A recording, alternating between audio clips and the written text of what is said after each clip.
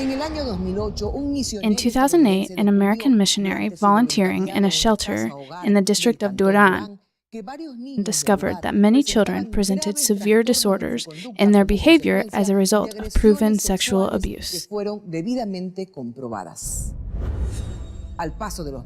After several months and a complaint, the case was brought to court. Over time, those responsible practically disappeared, and today, many people believe that it is a crime without punishment.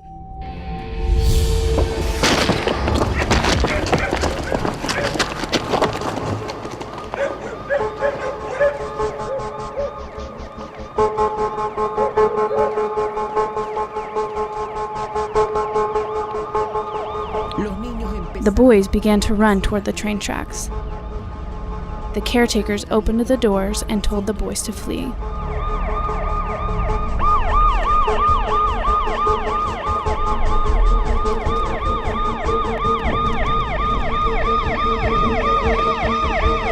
The police were getting closer.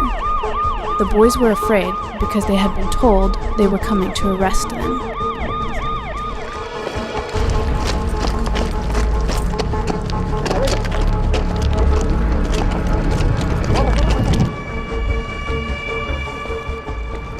What they did not know is that they were really coming to rescue them.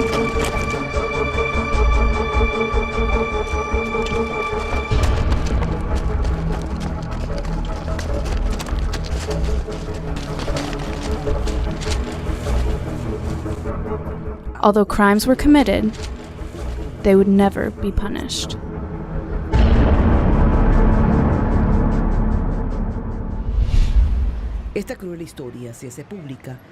This cruel story was made public by the American missionary Titus Folden. He arrived in Ecuador as a volunteer with the Mustard Seed Foundation. As a sports instructor, he volunteered in the Shalom Foundation, located at kilometer 13.5 on the road from Durán to Yaguachi. I began to notice aggressive behaviors and things that caused me to believe that there was sexual abuse going on.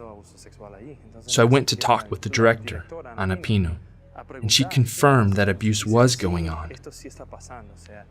Boys of the same age abusing each other, as well as older boys abusing the younger ones, doing terrible things.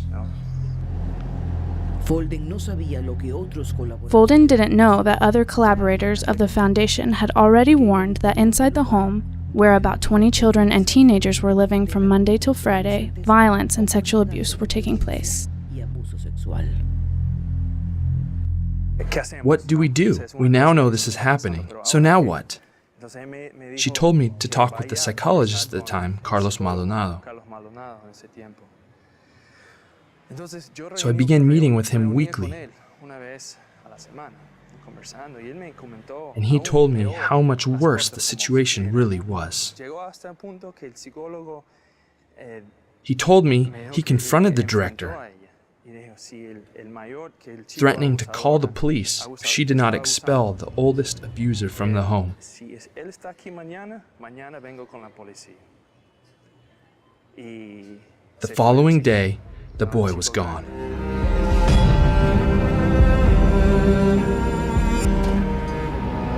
A formal police report was filed exposing the awful reality that these boys were living in,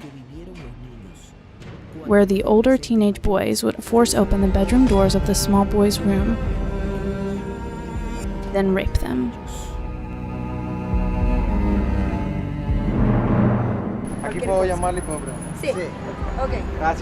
Vision 360 contacted Ana Pino, but she refused to speak with us and asked that her lawyer, Enrique Andrade, represent her.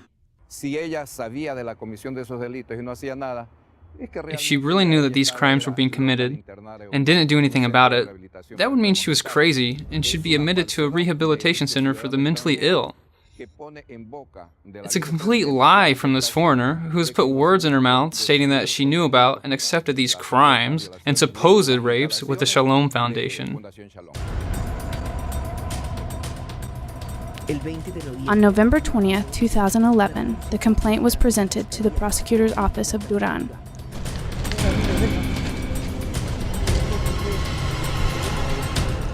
The prosecutor, Jesus Freire Quinto, initiated a series of legal actions and a police operation which ended on December 1st of the same year. Captain Luis Coyoga Remanche led the operation, and in his report he describes in detail the rescue of the boys from the area known as the Iguana House, close to the train station in Yaguachi.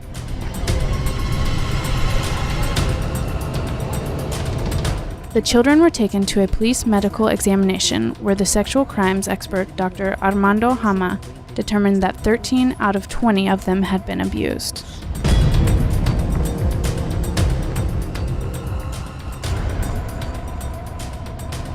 Other authorities also participated, and the reports were included in the case, including Jorge Arrieta Guzman, lawyer from the police department in Duran, and Rafael Fernandez, a specialist in the Witness Protection Program from Children and Family Services.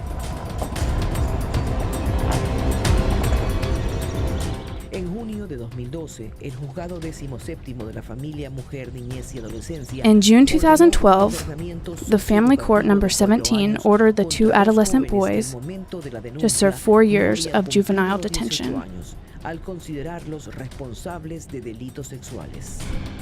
One of them escaped. The other will be released soon. Mayra is outraged when she remembers how terrible the events that happened were and that there was no punishment.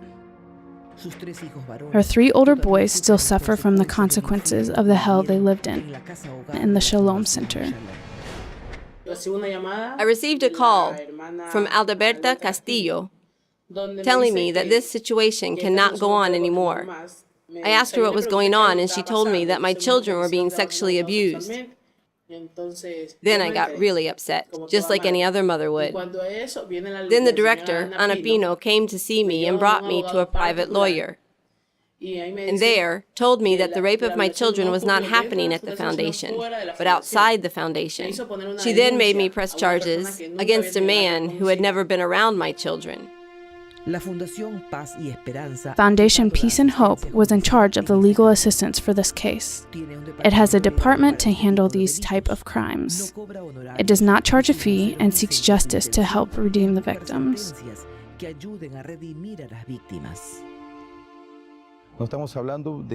We're not talking about events that have happened without the knowledge of the competent authorities, which could happen anywhere in the world. In this case, the director had direct knowledge, as she was the first to receive the testimonies of the victims of child sexual abuse. However, nothing was done to protect the children or report the situation to authorities.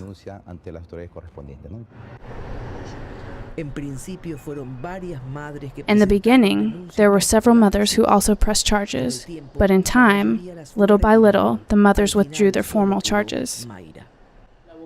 One day, we went to a court hearing in El Recreo, and Miss Ana Pino's lawyer told us, "All you want is money. We'll give you $20,000, and you forget all about that." What did you answer? No, the dignity and the honor of my sons aren't worth $20,000. They have no price. I want justice to be done, and they have to pay for their crime. She is as guilty as the people who assaulted my children. She maintained the charges against the director, Ana Pino, by considering her an accessory of sexual crimes. The children had eventually confessed to her everything that occurred inside the shelter, and how they were not listened to and were even threatened when they talked about the abuses. Testimonies were certified by the Foundation's ex-workers as well as Dr. Cecilia Santos Menas' official report from the Guayas Prosecutor's Office for Victims and Witnesses Department. The trial for accessory against Ana Pino was delayed. She was summoned 6 times by Duran's prosecutor, Dr. Fernando Yavar Martinez. In July and November 2013, January, February, April, and July 2014. She was never arrested or forced to be present in court by the police. The tribunal court convened 6 times. One of them was suspended for internal reasons. So we're really only talking about 5 in which my client, Ana Pino, demonstrated with medical certificates stating that a woman of her age, put under such great stress due to the slander from this citizen who says she's the mother of 3 minors, does not have the health that would allow her to attend any trial hearings. She always went and declared in the prosecutor's office in Duran, but these were trial hearings. It's not that she didn't want to attend, it's just that we believe the charges against her were incorrect. When Ana Pino finally showed up for court, a new penal code had been adopted. The charge of accessory was no longer a crime. Therefore, she could no longer be prosecuted. In the end, 13 child victims of sexual abuse and another case on the list of crimes without punishment.